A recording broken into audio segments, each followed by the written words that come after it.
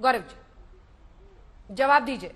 वो कई सारे प्रश्न पूछ रहे हैं और देखिए राहुल गांधी तो हाथरस भी गए थे, हाथरस कांड को लेकर भी उन्होंने लोगों की आवाज उठाई। वो आज असम भी गए हैं और फिर मणिपुर।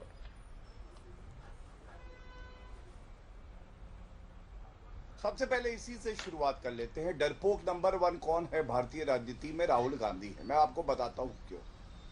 मैंने आपको बताया ना कि ये मिट्टी का तेल लेके घूमते हैं, लेकिन वहां जाते हैं जहां भाजपा शासित राज्य है। आप सही कह रही अंजना जी, संदेश खाली में हमने देखा किस तरह से महिलाओं को प्रताड़ित किया गया, एफआईआर नहीं लिखी गई। राहुल गांधी तो वहां पहुंच ही गए थे, गले लग लग के बता रहे थे कि कैसे गांधी परिवार उनके साथ खड़ा है।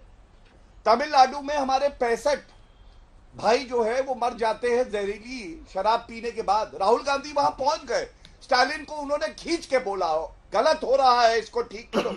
राहुल गांधी, हाँ, अभी नॉर्थ उत्तर दिनाजपुर में एक महिला को चाबुक और बेत से मारा गया। हमने ये मुद्दा उठाया, बड़ी प्रखरता से उठाया। राहुल गांधी भी वहां पहुंच गए थे, उन्होंने हाथ पकड़ लिया। कानून व्यवस्था ध्वस्त है, ममता बनर्जी मस्त है, मैं ममता को ठीक कर दूंगा। राहुल गांधी पहुंच गए थे। और हाँ, अभी बसपा के अध्यक्ष को तमिलनाडु में मार दिया गया, राहुल गांधी वहां भी पहुंच गए। अरे क्या बालक है ये बालक बुद्धि है, ये कहीं भी पहुंच जाता है, डर नहीं लगता है इसको। और देखिए, जैसा नेता झूठा वैसा प्रवक्ता झूठा। चुनौती देता हूं आज तक पे, चुनौती।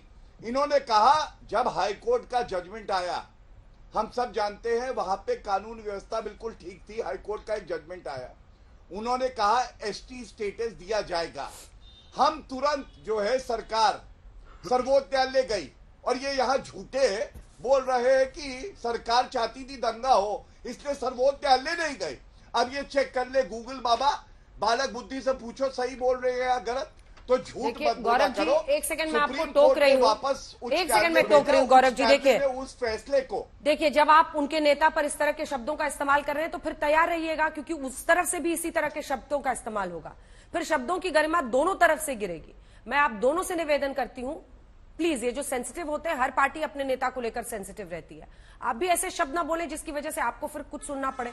इसलिए आप प्लीज शब्दों की मर्यादा रखिए। आप उनके नेता का नाम लीजिए, बोलिए, लेकिन ऐसे शब्द मत इस्तेमाल कीजिए। मेरी एक आपसे गुजारिश है मिस्टर भाटिया।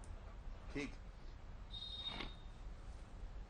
अंजना जी, मैं बहुत जिम्मेदारी से आपकी बात को ग्रहण करते हुए एक वादा करता हूं। राहुल गांधी जिस दिन देश के सामने चौकीदार चोर है बोलने के लिए कान पकड़ के माफी मांगेंगे, मैं वाकई उनकी इज्जत करूंगा और मैं कभी उनके लिए ऐसे शब्दों का इस्तेमाल नहीं करूंगा, बालक बुद्धि के लिए। दूसरी बात मैं आपको बताता हूं, जो झूठ की बात है, राफेल पे झूठ बोला राहुल गांधी ने, सर्वोच्च न्यायालय में उन्होंने सॉरी बोला, माफी मांगी, ये भी सच है। झूठे वो हैं इसलिए झूठा बोला, इसीलिए तथ्य है तो बात कर रहा हूं। लेकिन अब चर्चा को आगे बढ़ाता हूं। इन्होंने कहा देखिए एफआईआर कोई सॉल्यूशन नहीं होता है, हाँ, लेकिन नरेंद्र मोदी जी ने जब कार्रवाई के बारे में बताया 500 गिरफ्तारी हुई हैं, वो इनको सुनाई नहीं दिया। और मैं पूछता हूं, हाँ, सॉल्यूशन इंदिरा गांधी का ठीक था।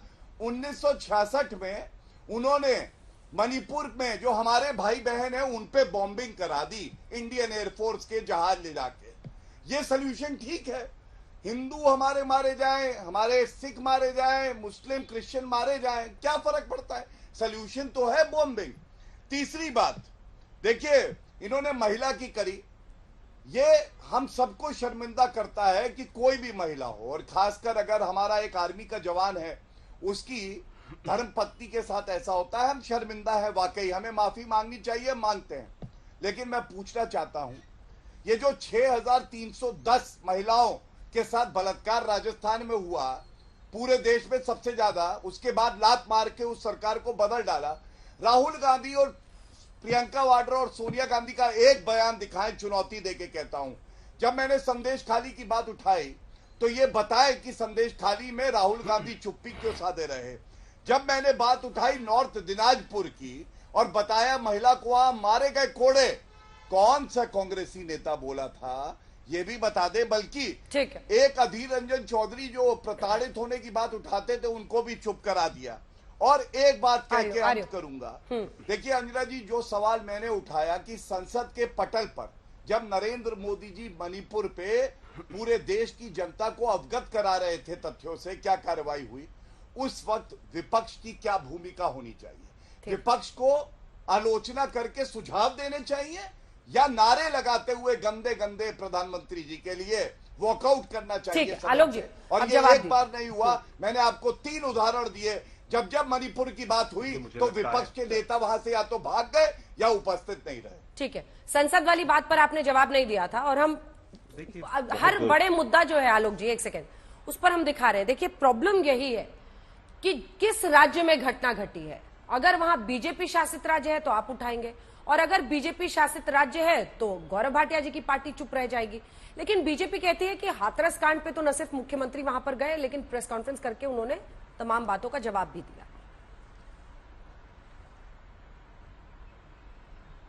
देखिए, मुझे लगता है कि हाथरस की एक पहले भी घटना हुई थी। एक बच्ची को रात को 2 बजे मिट्टी का तेल डालकर प्रशासन की निगरानी में जिस तरह से अंत्येष्टि की गई, वो भी पूरे देश ने देखा था।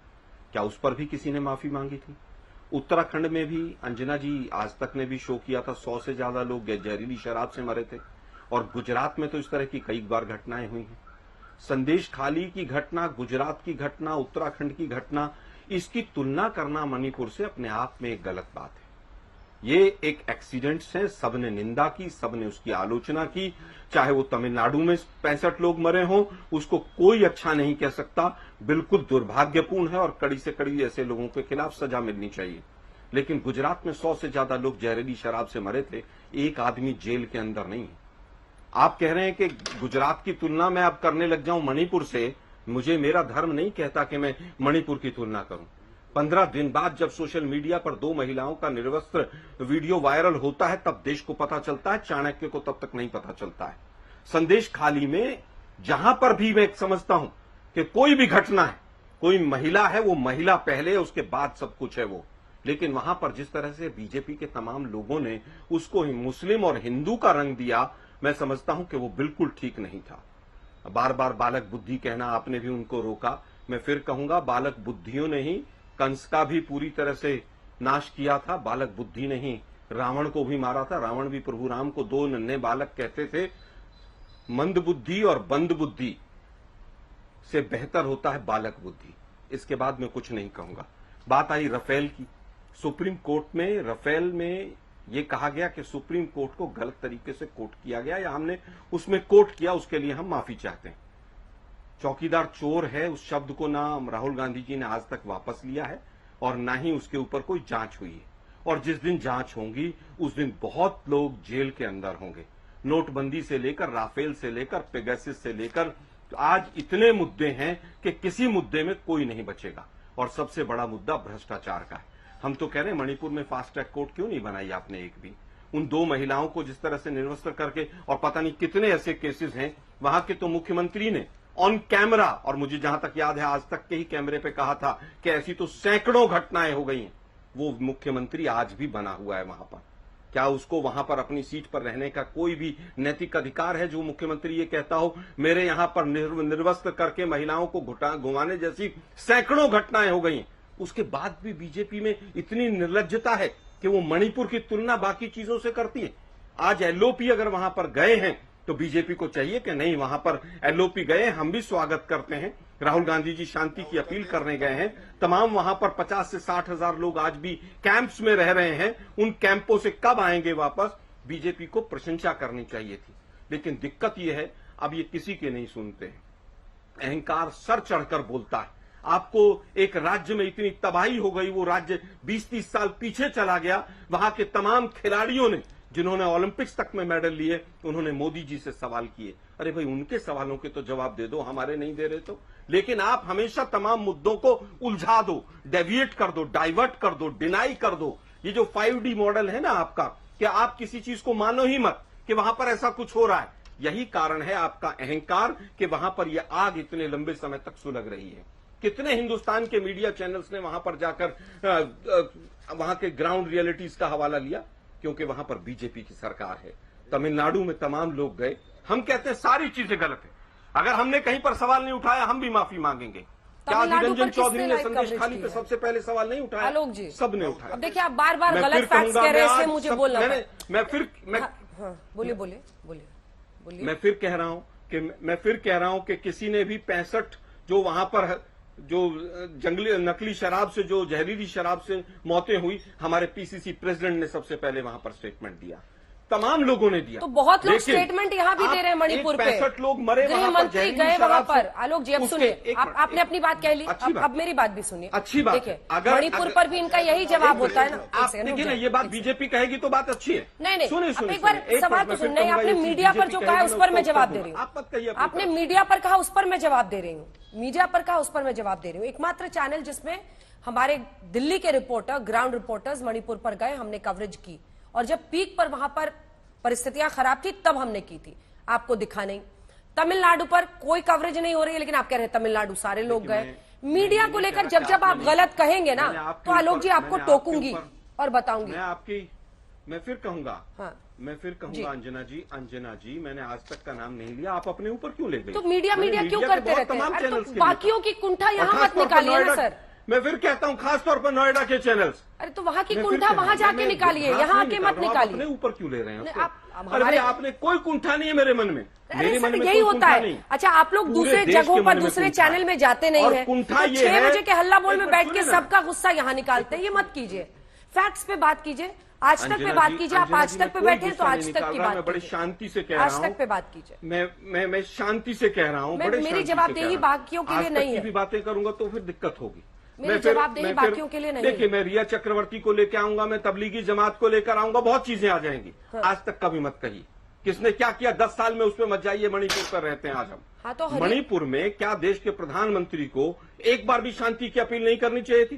क्या आप ये सवाल गौरव भाटिया जी से पूछेंगे? अभी पूछिए। 1000 बार हम लोग पूछ चुके हैं। मैं शांत बैठूं। 1000 बार पूछ चुके हैं। अब बैठिएगा शांत, ठीक है? अब शांति से आप सुनिएगा। पूछिए ना अभी कि और देश मैं के तो सिर्फ एक कह प्रधानमंत्री रही ने हूँ शांति की अपील आज तक क्यों नहीं की? मैं तो सिर्फ आप ये ये कह सवाल रही अपने हूँ। मुंह से पूछिए अभी। मैं तो आप मेरे शब्द नहीं तय करेंगे, आप मेरे पूछिए सवाल ना भी आप। तय नहीं करेंगे। ये वो सवाल जमाना पूछिए। गया, वो जमाना गया। मेरी बात सिद्ध हो जमाना गई गया। कि आप नहीं पूछ सकती। बिल्कुल, ये मैं वो कह रहा हूं, जमाना नहीं पूछ गया, सकती आप। वो देश के जमाना गया, प्रधानमंत्री से वो आप जमाना लोग गया। सवाल आलोक नहीं शर्मा, पूछ सकते, बीजेपी से आलोक सवाल शर्मा, नहीं वो पूछ सकते आप लोग। शुरू से मैं सवाल कह रहा उनसे हूं, पूछ पूछिए रही तो हूँ, सही। लेकिन आपकी एक बहुत दिक्कत क्या है ना सिंपल कि सा आप सवाल चाहते हैं कि हम लोग कांग्रेस का मैं झंडा कह रहा हूं, हाथ में सिंपल उठा सा लें। सवाल है वो कि नहीं देश हो के पाएगा। प्रधानमंत्री ने मैं बार-बार, मुझे नहीं पता आज मणिपुर क्या जाकर सोचकर आप आए शांति की हैं। अपील क्यों नहीं? आवाज नीचे कीजिए इनकी। मुझे नहीं पता आज आप क्या सोचकर आए हैं, क्यों शुरू से आप कम्बैटिव मूड में हैं। लेकिन देखिए, मौका आपको यहीं पर मिलता है बोलने का। बाकियों की कुंठा आकर रोज आप लोग हल्ला बोल में निकालते हैं, फिर कहते हैं हम आज तक के लिए नहीं कह रहे हैं। आज तक के लिए नहीं कह रहे हैं तो आज तक पर बैठकर मत बोलिए। दूसरे के लिए कह रहे हैं तो वहां जाकर बोलिए। ना हमारी जवाबदेही और जिम्मेदारी बाकियों के लिए है, ना हम उनकी तरफ से जवाब देंगे। और अगर एकमात्र कोई चैनल था जिससे रिया चक्रवर्ती का इंटरव्यू दिखाया तो वो भी आज तक ही था। हम दोनों पक्ष को दिखाने में यकीन करते हैं। आप क्या हमसे सवाल पूछेंगे? हाँ, आपका झंडा नहीं उठाएंगे और आपके शब्द आप मेरे मुंह में नहीं डाल सकते हैं। अब अगर आपकी और मेरी तू मैं खत्म हो गई हो तो वापस विषय पर आते हैं। और सभी लोगों से मेरा यह निवेदन है कि जो प्रश्न आपके मुझसे है या मेरे चैनल से है वही आप यहां पर पूछें।